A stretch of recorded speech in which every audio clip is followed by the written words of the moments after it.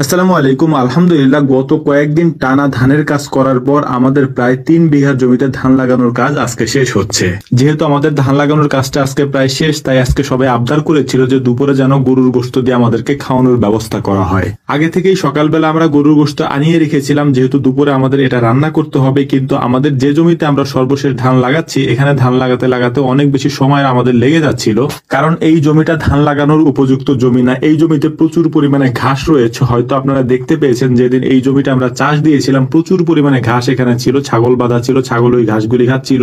এত ঘাস থাকার পরেও জমিটাকে আমরা চাষ দিয়েছি এবং চাষ দেওয়ার সময় অনেক কষ্ট করতে হয়েছে, বারবার মেশিন বন্ধ হয়ে যাচ্ছিল, কিন্তু তারপরেও আমরা চাষ দিয়েছি। এর কারণ হচ্ছে এই জমিটাতে যদি আমরা ধান না লাগাই তাহলে এই জমিটা এভাবে হয়তো পতিত অবস্থায় থেকে যাবে। পতিত না রাখার জন্যই মূলত আমরা ধান লাগিয়ে রাখতেছিলাম, যাতে করে যতটুকু পাই অতটুকু ঘর তো আমাদের হবে। আমাদের এখানে যতগুলি জমিতে ধান লাগানো হয়েছে, এর পাশাপাশি এইসব জমিতে কিছু জায়গা আছে যে জায়গাগুলিতে ধান লাগানোর উপযুক্ত ছিল না, ওই জায়গাগুলিতেও আমরা ধান চাষ করে দিয়েছি, অর্থাৎ খেয়ে নিচ্ছিলাম। কাজ শেষ করে বাড়িতে আসতে আসতে আমাদের অনেক বেলা হয়ে যায়। বাড়িতে এসেই আমরা সুন্দর করে আমাদের রান্নাটা চড়িয়ে দিয়েছি, কারণ দ্রুত আমাদের এই কাজটা করতে হবে।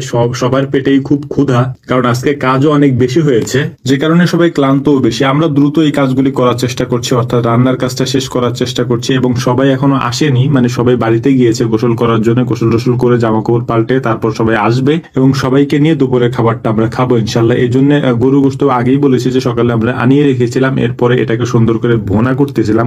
সবাই আমাকে বলে গিয়েছে গোশত রান্না করার সময় ঝোল যেন কম থাকে, এর পরিবর্তে আমাদেরকে ডালের ব্যবস্থা করে দিতে। তো আমরা সেটাই করার চেষ্টা করছিলাম। আলহামদুলিল্লাহ, দেখতে দেখতে আমাদের রান্নাটাও প্রায় শেষের দিকে। আমরা রান্নাটা শেষ করে তারপর হচ্ছে যে খাবার পরিবেশন করার চেষ্টা করব। অনেকের হয়তো প্রশ্ন জাগতে পারে মনে যে এই রান্নাগুলি আমরা কেন করি, আমাদেরকে বাড়ি থেকে কি রান্না করে দেয় না? আমি আগেও বলেছি, হয়তো অনেকে জানেন যে আমাদের পরিবারের লোকজন কম। এর পাশাপাশি হচ্ছে যে এই রান্নাগুলি অনেক মানুষের হয়, যেহেতু আমরা 8-10 জন একসাথে খাওয়া দাওয়া করি, তাই অনেক মানুষের রান্না বাড়ি থেকে করতে গেলে একটু প্রেসার পড়ে যায়। যেহেতু আমাদের বাড়ির রান্নাও করতে হয়, এর পাশাপাশি যদি এই রান্নাগুলো আমরা বাড়ির মধ্যে চাপিয়ে দিই তাহলে একটু কষ্ট হয়ে যায়। যেহেতু আমরা রান্না করতে পারি, আলহামদুলিল্লাহ আমরা নিজেরাই রান্না করে নিজেরাই খাই আলহামদুলিল্লাহ।